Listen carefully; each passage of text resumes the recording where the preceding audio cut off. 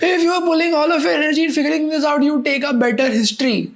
Hi, welcome to a brand new video. I'm Dr. Vishal, and in today's video, I am going to see a random episode from medical drama series called House MD. Now, if you don't know, then House MD was a very popular medical drama series which went on from I think 2005 to 2018, if I'm not wrong, and it features Hugh Laurie as this genius, crazy doctor, professor guy in a hospital, and he has his own team, and he's the head of the department of diagnostic medicine.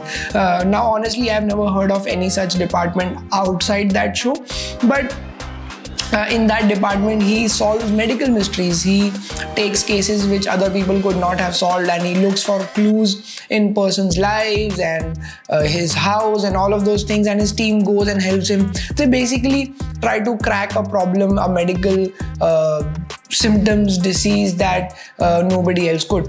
And we as medical undergraduate students would be fascinated by it. We would go all gaga over so many investigations and weird medical diseases and symptoms and crazy way of working and diagnosis and all of that. This was a more clinical, more disease diagnosis, mystery-oriented show compared to other medical dramas like Grey's Anatomy or Scrubs, which was more about people and their lives, which I could not enjoy because just there are too many people to keep a track of. So, but today I finished med school. I'm done with my undergraduation, post-graduation, fellowship and everything. So now I want to go back to watching House MD and try to figure out if I am as fascinated as I used to be. So let us watch a random episode and let's see what we find out now.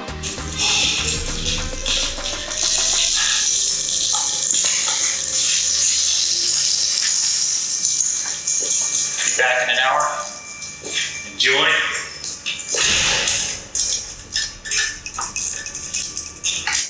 You can almost feel that something is about to happen. They leave this prisoner inside a empty room, and you know that the symptoms are about to start.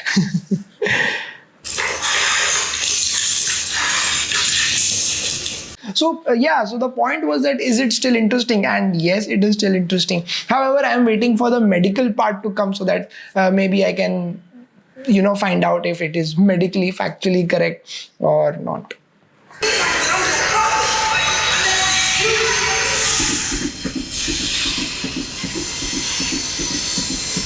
I like how they animate and explain medical things, otherwise it is not easy.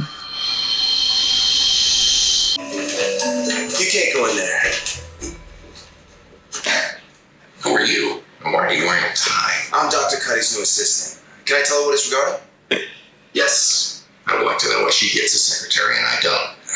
I'm her assistant, not her secretary. I graduated from Rutgers. Dude of Dr. House, I think I'm not the only one. That is why it is a wildly popular television show. But this thing is pinpoint accurate. Like, doctors, especially the older ones, the professor ones, have this air of well-earned arrogance that you can't really, complain about. You just in the line of their arrogance pretty much before you know it. And so is it with House. The way he spoke to the assistant was like spot on.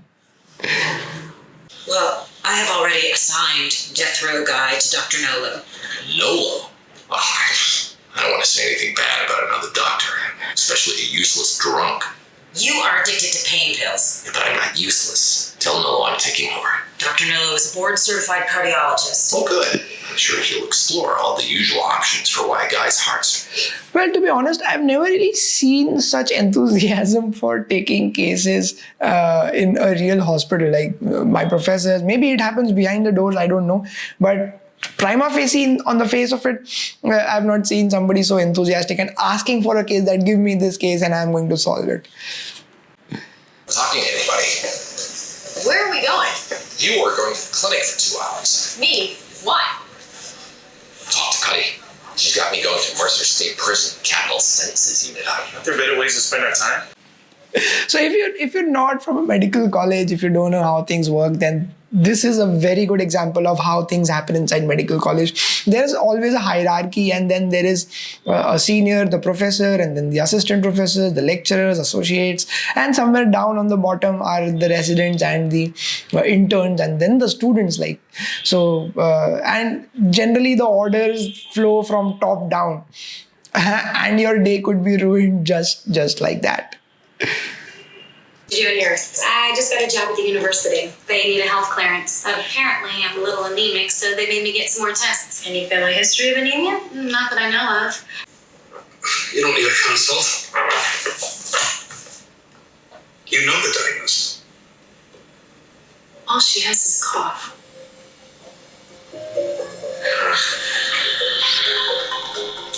So if I've guessed it right, basically they are discussing a serious diagnosis and they are trying to sympathize and find out if they should break it to the patient or not. To be honest, it is a very tricky situation which you learn with time about how to break a serious diagnosis to a patient. It is not easy for a doctor to tell somebody that he has cancer and he's about to die. But there are methods, there are ways, but it is always heavy on your heart and mind to tell somebody that they have only limited time left to live. Bluish tinge to the fingernails, lips.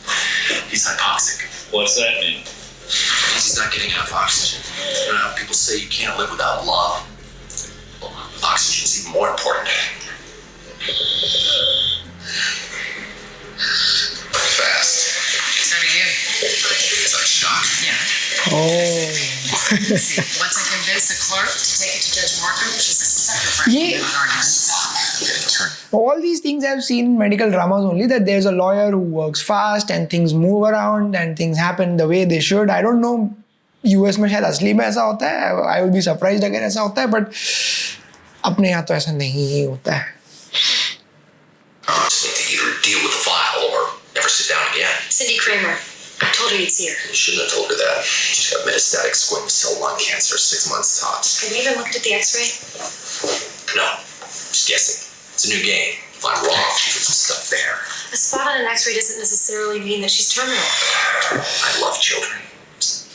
See, this is what happens in real life. Like, if you're a new doctor, if you're like on your way to becoming a doctor, you have a lot of sympathy and soft corner for your patient. But as you grow as a doctor, this is what I am observing after finishing med school, is that you become more I will not say detached, but more grounded when it comes. So you try to separate the diagnosis from the person and his suffering, and you focus on the diagnosis and how can you make the disease better so that the person and his suffering go away as the byproduct. So your focus shifts from sympathizing with actually analyzing the disease. It's heart failure. Very important. 5 stages of dying. Exactly. Personally, I think it's all just new age crap, but from your tear-filled puppy dog eyes, I think I made my point. I'll go tell Cindy, whatever her name is, that she's dying. Tachycardia, pulmonary edema. Like, अगर मैं ऐसे college में करूँगा that I go and speak to my professor with some random bit of diagnosis here and then I'll be thrown out of the line of sight very, very soon. Explains the tachycardia, which caused the pulmonary edema. That's an inmate on death row get his hands on heroin. Man knows prisons. When we got a yachting question, we'll come to you. Okay, drugs it is. Test his hair, blood, urine, works.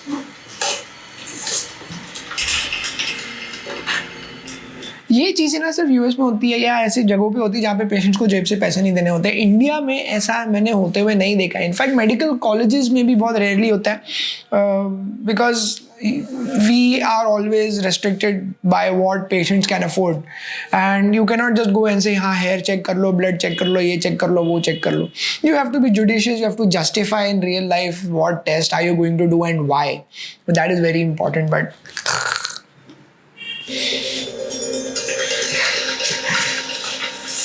Thanks for getting my back. These seminary boys were against the death penalty. I left the seminary. If you've seen enough House episodes, you would realize that the symptoms, the main problem statement, the main mystery, the peak of the problem, the peak of the curiosity build up happens somewhere around 13 minutes. I mean, the timeline, the marker, I can almost guess that when this is happening, where it will be.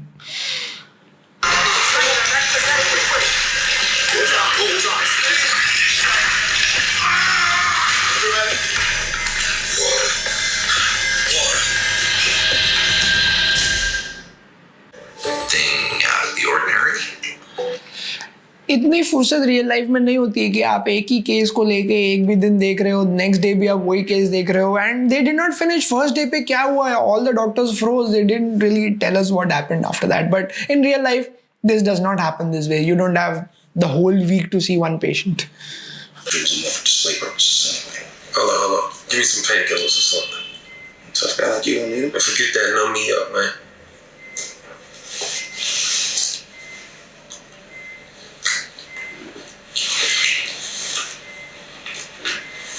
You got some gang on?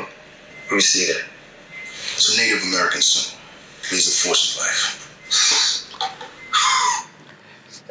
This only happens in TV shows. I don't think doctors with tattoos are really welcome in hospitals, and especially medical colleges or teaching institutes. From what I understand, if you have visible tattoos, then professors and the hospital senior people don't really like it. Well, you don't have to ask. Just wash your hands before you come back. Methanol, uremia, diabetes. Oh, it's a mnemonic. That makes sense too. Formaldehyde, INH, lactic acid. Rewind. INH. Mnemonics are a lifesaver in medical school. Any doctor, any medical school person you talk to, and he would like have a diary and his brain full of random spellings where each alphabet means something, and it is a way to remember. So a lot of medical school is just remembering facts and trying to put them together. Right. I don't know why those diabetics are all hung up on insulin. They're just gonna have to take more. Atropine's only gonna buy you a few hours. You don't even know what's wrong with us. Get out of here.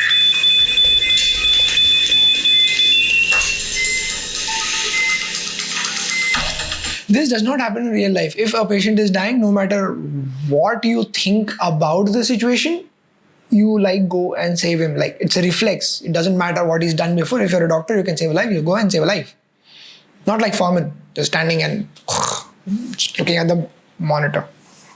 This does not happen in real life. Don't learn from this. I work for one of the top diagnosticians in the country. We're pouring all of our energy into figuring this out. If you are pulling all of your energy in figuring this out, you take a better history. To be honest, a simple history, an in-depth history, asking too many questions would have given a clue, and it was not really necessary to send somebody to his living space and find out whatever is there. I mean, yeah, by the plot, it looks that it makes sense, but well, to be honest, in real life, a good history is most of the information, is pretty much all the information that you need to come to a diagnosis. The copy of fluids you drank contains about 90% methanol, which is very poisonous, and you took more than enough to kill yourself.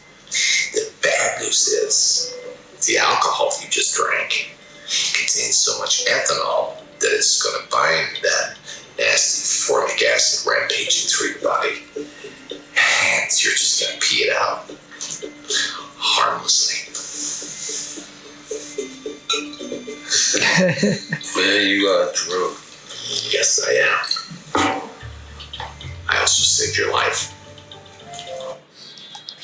Okay, so whatever he said was factually correct. So methanol does it's a harmful form of alcohol. You should not drink it knowingly, unknowingly. And ethanol is the antidote. This is like the textbook line, which all medical students are taught. However, what I am confused about is that if he drank so much methanol, how come his eyesight did not go away? Because as far as I know, that is one of the first things which goes away if you drink methanol. Please correct me in the comments if I'm wrong. The answer is no. Why? Because it's me?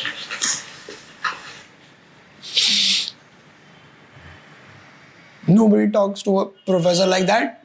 मतलब हमारे यहाँ पे तो ऐसा होगा तो मतलब काफ़ी बवाल हो जाएगा.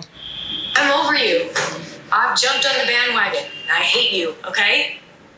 Great. Let's treat her. What is it? You won't help Cindy, but you're obsessed with this piece of dirt. Are you just trying to prove that who someone is doesn't matter? That all that matters is your stupid puzzle? This guy's really getting to you, isn't he? ये मैंने सिर्फ house में होते हुए देखा है कि लोग जो रेसिडेंट्स हैं, जो डॉक्टर्स हैं, फेलोज हैं, जो भी हैं, सारा काम खुद करते हैं. मतलब कोई टेक्नीशियन है ही नहीं वहाँ पे. इंजेक्शन भी खुद लगाते हैं, ब्लड भी खुद निकालते हैं, सीटी भी खुद करते हैं, एमआरआई भी खुद करते हैं, स्कोपी भी खुद करते हैं, सब कुछ खुद करते हैं. मतलब बाकी लोग क्या कर रहे हैं हॉस्पिटल में? Doing what? Making friends?